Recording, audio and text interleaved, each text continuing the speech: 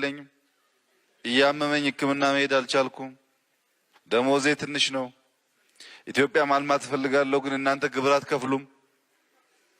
ስራዬ እንዳልሰራ በየቦታው ክላሽ የተኮሳችሁ ሰው እየገደላችሁ ትበጠብጣላችሁ።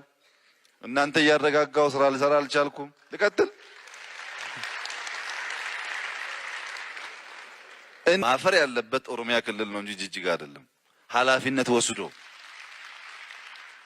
አፋር ሲቸገር ማፈር ያለበት ኢሳ ነው እንጂ አፋር አይደለም። በገዛ ሀገራችን ወንድሞቻችን የሚል ጉዳይ ከሁሉም የሚያሳፍር ደግሞ ልንገራችሁ፣ ከሁሉም የሚያሳፍር የኢሳና የአፋር የኦሮሞና የሶማሌም ያሳፍራል።